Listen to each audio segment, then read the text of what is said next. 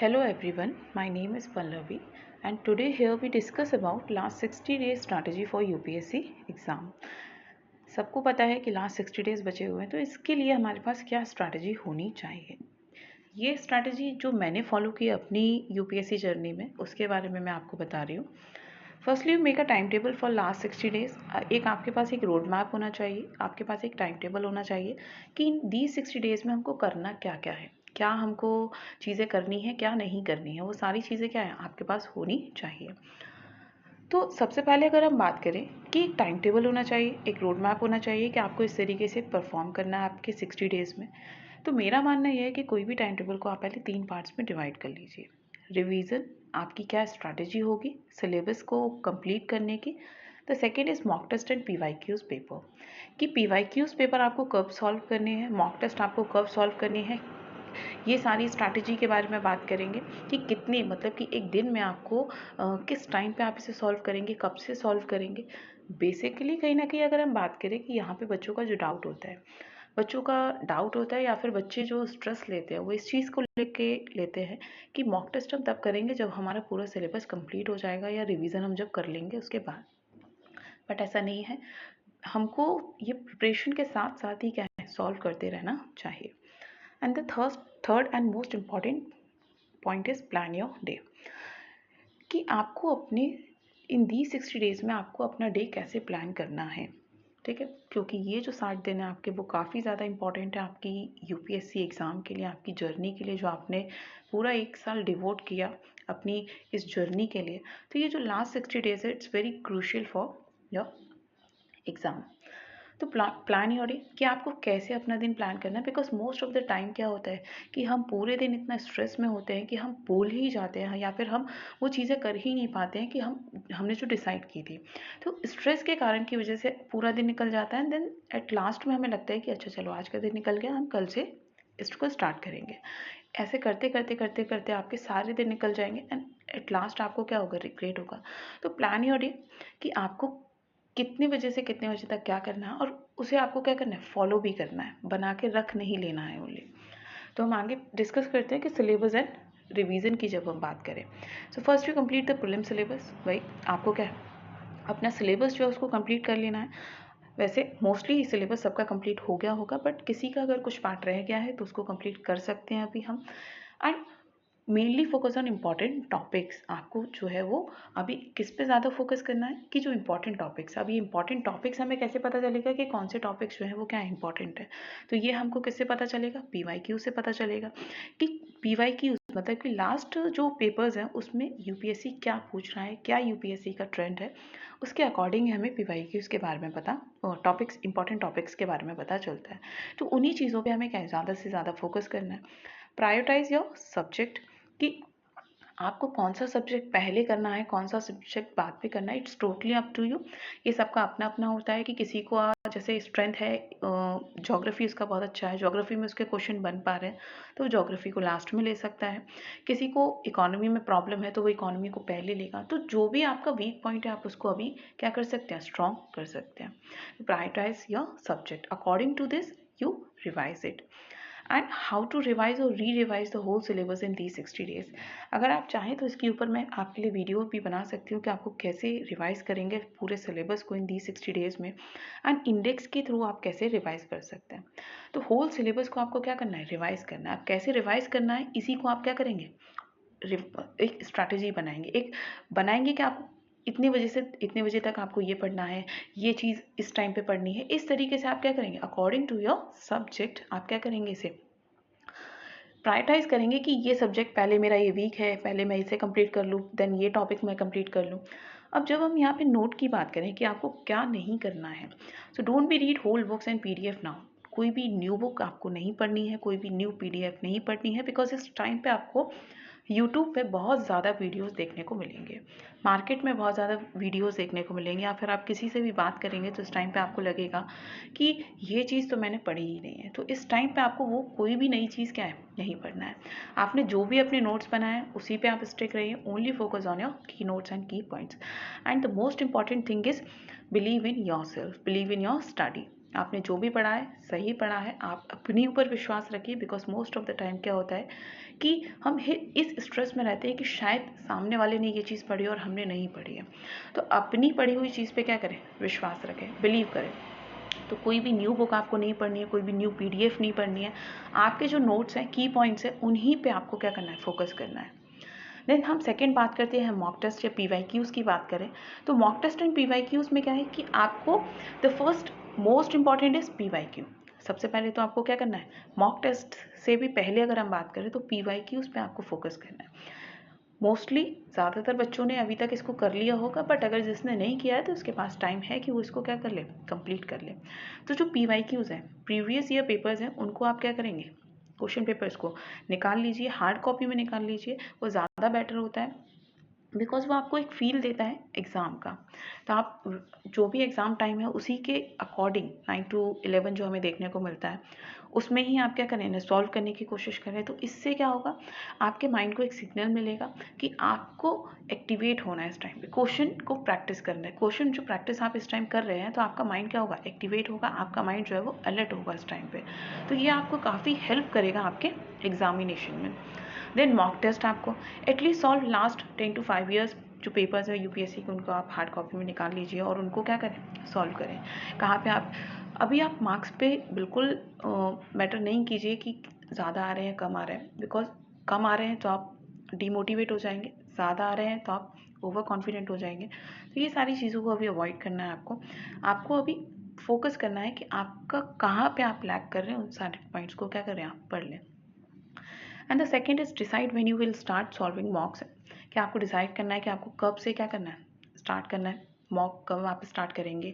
वैसे तो अभी आपको कर देना चाहिए सारे मॉक्स स्टार्ट एंड पीवाईक्यूज स्टार्ट कर देना चाहिए, क्योंकि इसके लिए कोई एक फिक्स टाइम नहीं होता है कि आपको अभी से करना है। जितना आपने पढ़ लिया उतना ही आप क्या करें, स्टार्ट कर दीजिए।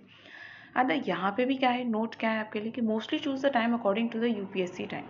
अभी होता क्या है कि बहुत सारे बच्चे जो एक मतलब ट्रेंड में रहता है कि दिन में सोते हैं रात में पढ़ते हैं, तो अभी उसको आपको उसे चेंज कर देना चाहिए। बिकॉज आपका जो माइंड है वो एक्टिवेट हो जाएगा, अलर्ट हो जाएगा इस टाइम पे कि हाँ अभी आपको पेपर देना है इस टाइम पे, तो उसके अकॉर्डिंग आपका जो माइंड है वो चलने लगेगा। So mostly choose the time according to UPSC exam, जो morning shift and afternoon shift होती है उसके according. Because it give a signal to your mind, alertness and activate के लिए आपको आपका माइंड सिग्नल करेगा आप। And how to plan your day in 60 days, and it is a most most most important part कि आपको कैसे अपना क्या है 60 days को प्लान करना है। मैंने लिखा भी it is most important part because it give you a motivation and positive energy and a stable mindset.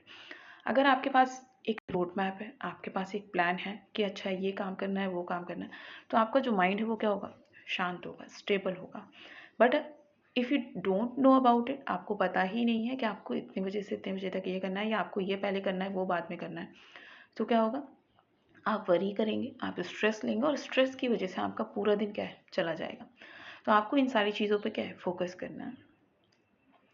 अब जब हम बात करते हैं कि firstly make a rough time table, अभी आपको प्लान बनाना कैसे, जब हम बात कर रहे हैं कि आपको कैसे प्लान बनाएंगे आप अपने डे के लिए, तो सबसे पहले तो आप क्या करें, एक रफ टाइम टेबल बना लें कि हाँ इतने बजे से इतने बजे तक मैं उठता हूँ, वेकअप टाइम क्या है, स्लीप टाइम क्या है, डिनर टाइम क्या है, लंच टाइम क्या है, उसके बाद में आपका कितना सिलेबस बचा हुआ है, कब आप मॉक्स देंगे, उसके अकॉर्डिंग आप इसे क्या कर देंगे, सेट कर लेंगे।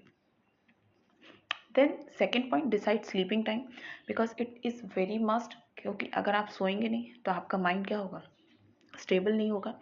तो at least 6 to 7 hours sleep necessary, ये क्या है, बहुत ज़रूरी है। Because it will give your mind peace, काम एंड स्ट्रेसलेस, आपके दिमाग को शांत रखेगा, और दिमाग शांत रहेगा तो आप क्या है, आपकी एनर्जी बढ़ेगी और आप ज़्यादा से ज़्यादा काम क्या कर सकते हैं। And last second, mostly 4 hours you will spend in your day activities. जब हम बात करते हैं कि अभी की अगर हम बात करें तो आपके नहाने धोने इन सारी चीज़ों में आपके क्या है 4 hour चले जाए। कोशिश कीजिए कि 4 से 5 घंटे ही इन सारी चीज़ों में जाए, और ज़्यादा टाइम इसमें आप वेस्ट ना करें। इसके बाद जो बचता है हमारा 6 to 7 आवर्स की स्लीप नेसेसरी है। एटलीस्ट 6 to 7 आवर्स की स्लीप आपको लेना ही लेना है। ठीक है। इसके बाद अगर हम जो टाइम बचता है हमारा वो क्या है, 11 to 12 आवर, 11 to 13 आवर्स के बीच में हमारा टाइम बचता है। और ये जो सारा टाइम है आपका वो किसके लिए होना चाहिए, आपकी स्टडी के लिए होना ही होना चाहिए। So 11 to 12 hours, these hours devote to your study completely आपको इन आवर्स को क्या करना है, अपनी स्टडी में डिवोट करना ही करना है। Because these 11 to 12 hours is like a game changer. आपके आपके इस रिजल्ट को क्या कर सकते हैं, चेंज कर सकते हैं। आपने क्या पढ़ा, कितना पढ़ा, किस चीज़ पर फोकस किया, ये सारी चीज़ें आपकी क्या कर सकती हैं, 11 to 12 hours in last 60 days में आपकी क्या कर सकती हैं, गेम चेंज कर सकती हैं आपके रिजल्ट को। So this is important how to prioritise these 11 to 12 hours. और यही क्या है, सबसे ज़्यादा इंपॉर्टेंट है कि आप इन 11 से 12 घंटे को कैसे क्या कर रहे हैं, प्रायोरिटाइज कर रहे हैं। कैसे आप कौन सी चीज़ आप पहले कर रहे हैं, बाद में कर रहे हैं। बिकॉज आपने साल भर क्या किया, इट डजेंट मैटर करता है, but these 60 days, these 50 days is most important rather than whole year. Because हमने साल भर जो भी पढ़ा उसको अभी हमें क्या करना है, कंसोलिडेट करना है, रिवाइज करना है। ठीक है, तो ये टाइम क्या है, बहुत बहुत ही ज़्यादा क्रूशियल है एज अ एस्पिरेंट के लिए। तो इसके लिए हम क्या कर सकते हैं कि ये सबका अपना अपना होता है कि कब कौन कितने बजे उठ रहा है, तो वो अपने अकॉर्डिंग आप कर सकते हैं। तो फर्स्ट लर्निंग है, रिवाइजिंग पार्ट जितना भी आपका वो कब करेंगे, आप मॉर्निंग टाइम में आप कंप्लीट कर लीजिए इसको। तो इसके बाद जब हम बात करते हैं, जितना भी जैसे आपको लगता है कि ये चीज़ मैं बार बार भूल रही हूँ या फिर ये चीज़ मैं भूल रहा हूँ, तो इन सारी चीज़ों को आप क्या करें, पहले कर लीजिए। मॉर्निंग टाइम जो भी हो उस वो mainly for learning and revising के लिए होना चाहिए। And after this you take current affairs. आप करेंट अफेयर्स पढ़ सकते हैं, 1 घंटे आप करेंट अफेयर्स पढ़ लीजिए। ठीक है, क्योंकि रिवाइज करने के बाद आपका जो माइंड है वो थोड़ा थोड़ा मतलब आपको लगेगा कि आप मुझे नहीं पढ़ना, तो अब इस टाइम पे आप करंट अफेयर पढ़ लीजिए। तो इसके बाद जब हम बात करें फिर एग्ज़ाम, मतलब कि फर्स्ट शिफ्ट की जो आपके 9 से लेके 11 तक होती है, तो उसमें आप क्या करेंगे, solve GS mock, I think 10 से 12। सो सॉल्व जीएस पेपर मॉक। ठीक है, मतलब कि आप जीएस पेपर या फिर आप पीवाईक्यू सॉल्व कर सकते हैं, या फिर आप जो मॉक टेस्ट आपने चाहे विजन आईएएस के लिए हो, चाहे इनसाइट के लिए हो, या फिर कहीं और भी आपने कुछ इनरोल किया हो या जो भी हो, उसके अकॉर्डिंग आप क्या कर सकते हैं, इसको दे सकते हैं। एंड 2 आवर्स आपको यहाँ पे कम्प्लीटली देने हैं। ऐसा नहीं है कि आपको विद इन 1 आवर्स के अंदर आप कंप्लीट करके इसको ख़त्म करें, नहीं, कम्प्लीटली 2 आवर्स आपको देना है, इस पेपर को सॉल्व करना है। ठीक है, आपको वो फील आनी चाहिए कि आप क्या कर रहे हैं, मेन एग्ज़ाम दे रहे हैं, प्रीलिम्स एग्ज़ाम दे रहे हैं। ठीक है, तो मेरा मानना तो यही है कि आपको हार्ड कॉपी में पेपर निकालने चाहिए एंड देन उसके बाद उसे सॉल्व करना चाहिए। बिकॉज ये आपको कम्प्लीटली फील देता है कि आप प्रीलिम्स को क्या कर रहे हैं, क्रैक कर रहे हैं। ठीक है, एंड देन लंच, उसके बाद आप लंच कीजिए। उसके बाद अगर हम बात करें आफ्टर लंच, थोड़ा हमें लगता है थोड़ा मतलब अब टाइम भी अगर हम बात करें तो थोड़ा गर्मी की तरफ शिफ्ट हो रहा है, तो इस टाइम पे खाना खाने के बाद थोड़ा आलस आना स्टार्ट होता है। तो इस टाइम पे हम क्या करें, लंच करने के बाद हम थोड़ा वॉक करें, और वॉक करते करते क्या करें, हम मैप देख सकते हैं, इंपॉर्टेंट लोकेशंस के बारे में देख सकते हैं, आईआर से रिलेटेड जो भी लोकेशंस है, इंटरनेशनल रिलेशंस से रिलेटेड जितनी भी जो लोकेशन है, जैसे रशिया है, ये इन सब की नेबरिंग कंट्रीज़ क्या हैं, जो भी न्यूज़ में जो भी लोकेशन है, हाईलाइट है, उसके बारे में आप पढ़ सकते हैं। तो ये क्या है, ये आपको लगेगा कि आप मतलब पढ़ भी नहीं रहे हो, पढ़ भी रहे हैं। ठीक, इस तरीके से। देन सी सेट प्रैक्टिस कीजिए। फिर आपको कम से कम 1 से 1.5 घंटे सी सेट की प्रैक्टिस करनी है, और उसके बाद आप क्या करेंगे, सी सेट का पेपर सॉल्व करेंगे, जैसा कि आप सेकेंड शिफ्ट में पेपर सॉल्व करते हैं, सेम उसी तरीके से। देन एक्सरसाइज, उसके बाद क्या करेंगे आप, इस पूरे के बाद आप थोड़ा 10 से 15 मिनट एक्सरसाइज कर सकते हैं, आप वॉक कर सकते हैं। एंड इसके बाद डिनर के बाद आप लास्ट रिवीजन कीजिए ऑफ द डे, मतलब कि जो भी आपको रिवाइज करना है, आपको लगता है कि ये चीज़ मुझे पढ़नी थी, ये चीज़ रह गई है मेरी, तो उन चीज़ों को आप क्या करें, कंप्लीट करें। And plan your next day with in 5 to 10 minutes. और लास्ट में सोने से पहले जो है वो 10 से 15 मिनट या 5 से 10 मिनट में आप हो जाता है ये, 5 से 10 मिनट में आप प्लान कीजिए अपने माइंड में ही रफली कि आपको कल क्या रिवाइज करना है। क्योंकि जब आप नेक्स्ट डे सुबह उठेंगे तो आपका टाइम उसमें वेस्ट नहीं होना चाहिए कि आपको सुबह क्या पढ़ना है। तो आपको ये रात में ही डिसाइड कर लेना है कि आपको कल क्या पढ़ना है, तो वो आपका रेडी होना चाहिए। ठीक है, तो ये जो सारे पॉइंट्स हैं ये इम्पॉर्टेंट है आपके लास्ट 60 डेज़ के लिए कि आप कैसे प्रायोरिटाइज़ करेंगे और आप कैसे रिवाइज़ करेंगे, इंडेक्स के थ्रू कैसे रिवाइज़ करेंगे। अगर आप चाहते हैं कि मैं इस पे वीडियो बनाऊं तो please comment me in the comment section. And हम बात करें एक्सरसाइज की, तो एक्सरसाइज बहुत ज़रूरी है physically and mentally both. Meditation आप कर सकते हैं, 10 मिनट्स का आप मेडिटेशन कर सकते हैं। आप जो भी ब्रेक लें विद इन 5 मिनट का या 10 मिनट्स का जो आप ब्रेक लेते हैं उसमें आप क्या कर सकते हैं, आप मेडिटेट कर सकते हैं, ठीक है। आप वॉक कर सकते हैं, आप वॉक करके पढ़ सकते हैं। तो ये सारी चीज़ें आपको कहीं ना कहीं आपको काम करेंगी और स्ट्रेस कम करेंगी, बिकॉज स्ट्रेस होता है इस टाइम पे, नो डाउट स्ट्रेस होगा, बट उन सारी चीज़ों को भी हमें क्या करना है, ओवरकम करना है। बिकॉज स्ट्रेस की वजह से हम अपनी प्रिपरेशन को ख़राब नहीं कर सकते हैं। Okay, thank you.